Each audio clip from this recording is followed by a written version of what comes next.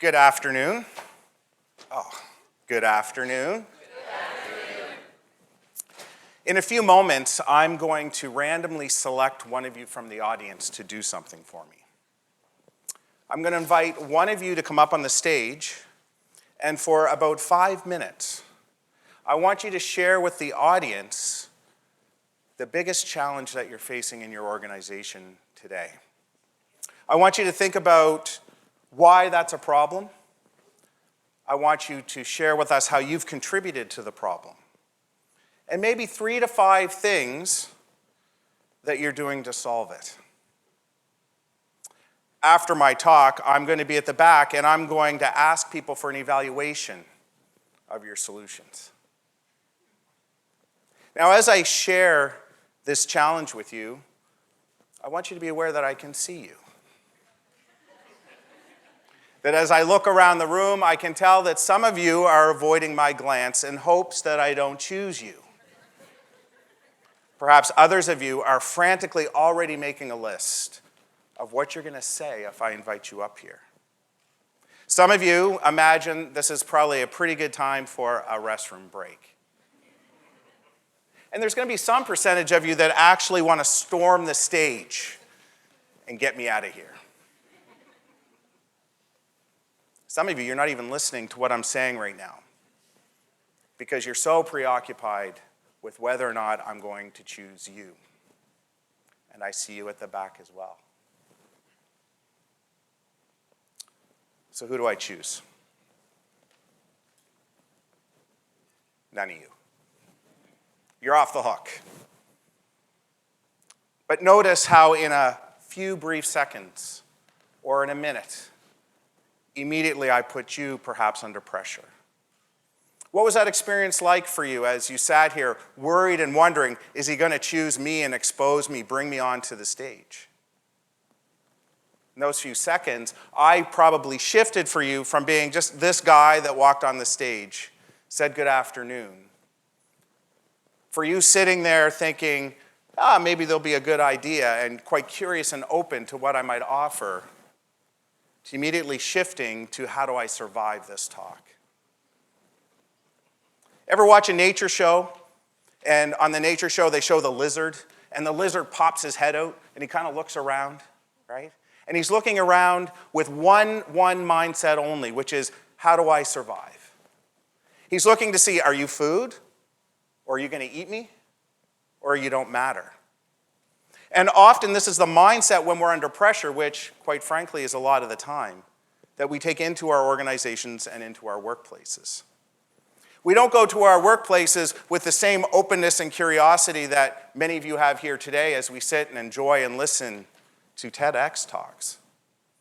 But we go and we try to figure out, how am I going to survive my manager, my day, even a customer, or the company? It's not very inspiring, is it? This survival mindset is what debilitates us and keeps us from true human potential and performance.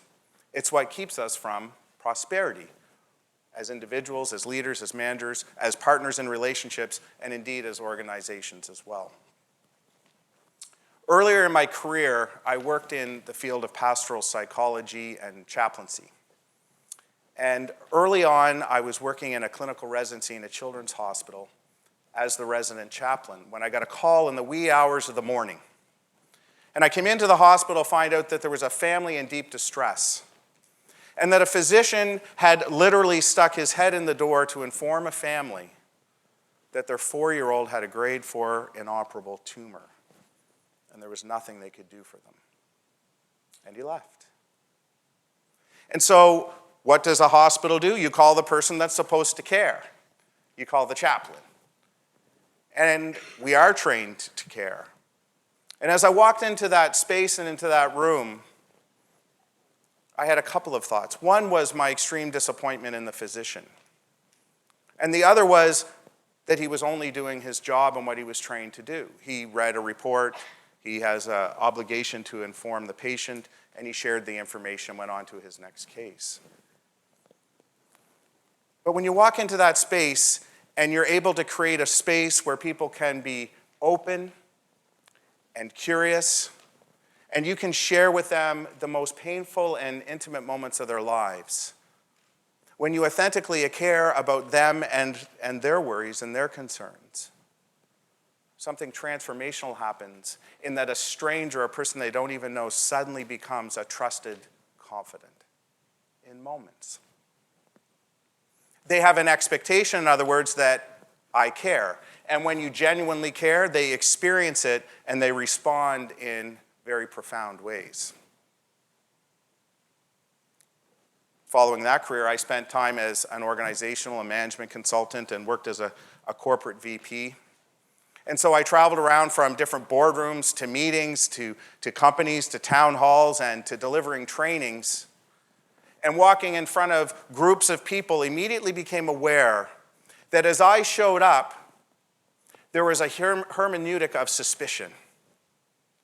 That employees and managers wondered, what is he up to? What are they trying to do to us? What's the company spinning now? In other words, there was no expectation that I genuinely or the company or organization cared about their development or their well-being. There was a stark absence. Our organizations are full of this survival mentality, of an expectation that those that we work with not only don't care, but don't need to care, and a focus on skill acquisition as the only solution to making effective change in the companies and organizations that we work and that we live in. In fact, we're so aware of it that we've named it. We call it things like office politics, personality differences, absence of communication. All justifications for the poor behavior that we exhibit and the way that we see one another in our workplaces. And our solutions? More skill. If we get some more training, that'll improve things. If we teach some new ideas or behaviors, that'll improve how we work together. If we try some trust games maybe, or we bring in some training. And I'm not saying that skill acquisition isn't important. I just think in industry and our workplaces, we know that and we do it pretty well. So let's be clear, competence and skills are important. There's just something a lot more important. And the feeling in industry is, generally in my experience, that these solutions don't work. It's why we show up with suspicion. Because the same conflict and resistance that we experienced yesterday, we end up experiencing the next day and the next day and the next day. So what if the solution to our organizational pain and conflict was already living and existing with what makes us uniquely human to begin with?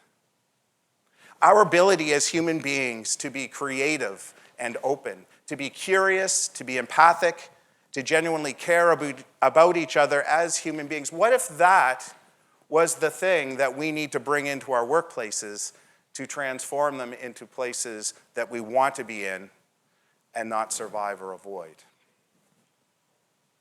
What if we brought that to work? There's a 20th century philosopher named Martin Buber. Some of you may know his work. And Martin Buber talks about, or one of the things he talks about, is that when we're in relationships with others, there's two ways that we can be in relationship. The first is, he calls it an I-it experience. In other words, there's a way I can be in relationship with you that I see you simply as an object, that you are a function or a problem, the quintessential just a number. And that we fundamentally know that when we're being seen that way. And the other way that we can see people is in what he calls an I-thou experience. It's the experience where people will say that they've been seen, understood, where I see the fullness of your personhood, all that you are and all that you bring, with your gifts and struggles, frustrations, and joys. Just like earlier when I stepped on the stage, perhaps you were seeing me more as that person until I asked you to do an assignment. And I quickly shifted into this big problem in the room for you. What if our solution was to begin to see each other that way?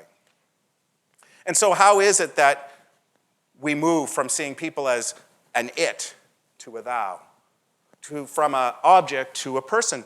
I'm proposing it's this survival mindset. It's evolutionary. It's that when we're under stress and when we're under pressure, we immediately move to a place of how do I survive and how do I stay alive? We use that language in our workplaces. We hear people say, she attacked me. I feel misunderstood. It's a dog-eat-dog world. I'm going to make them my lunch. Perhaps you've had the experience. You've walked into a meeting, you're full of optimism and hope. It's a brand new day. And you walk in the meeting and you grab your coffee and you look around, you go, oh, he's here. And immediately it's how do I survive the next hour and a half? You see, our influence with others is not at a behavioral or a skill acquisition level. Have you ever been apologized to and know that somebody didn't mean it? Ask my wife, she can tell you. Have you ever apologized and know somebody did mean it? Complimented and know they meant it. Complimented, no, they didn't. Of course, because there's something deeper that's going on for us as human beings besides the words that we're saying. All of us have had managers and leaders who know all the business speak, who talk in perfect tone, who read all the leadership books and have the latest ideas, and at the end of the day, they're still jerks. Because it comes down to how we're fundamentally seeing each other in our workplaces. And that as human beings, it's that we respond to. In fact, we know the difference because we experience it every day. There's people that we know genuinely care about our growth and our development and our success, and there's those that don't. And they don't need to articulate it. We experience it at this other level. Our influence with others is at this place. That people can sense when we genuinely care about their well-being and their success. And the research is strong in this, but we don't need research to tell us that when a manager cares about us, we're going to work harder, not less. We don't need research to tell us that organizations are more profitable when we care about one another, because they're actually places that we want to work and do our best. We've all had teachers and mentors and coaches who believed in us, and we didn't slack off, we played harder. Engagement, retention, productivity, and profitability all increase when we bring our humanity to work. So how do we pivot? The first is to recognize that we're under pressure, and often we're blind to it. And we're reacting and living and working from a place of pressure means I'm just trying to survive. And the consequence of that is often behaviors and an identity that we create that's unfavorable. Second is we need to become curious. If there's anything that will help us see each other as the unique and wonderful contributors and human beings we are, it's the ability to be curious about another. It suspends judgment. It keeps us from that place of survival and moves us into a place of authentic engagement. We need to care. I use it as an acronym to say, choose a response of empathy. What's it like for my coworker when they get everything last minute from me? What challenges do I know are going on for another team? In fact, what ways have I contributed to them? And what are the choices that I can make to help it be better for all of us? And finally, I need to embrace what it is that makes me uniquely human. I need to bring my humanity to work. And when I do that, we move from the survival mindset to a place of prosperity, and that is what will propel our organizational prosperity, is when we're able to see each other with authentic care and compassion and recognize that this trap we've created of competence versus care, of the hard versus the soft, of productivity and profitability versus people and culture is a myth that we've created. We need all of it working together, and when we do that, our organizations and we ourselves will prosper. Thank you.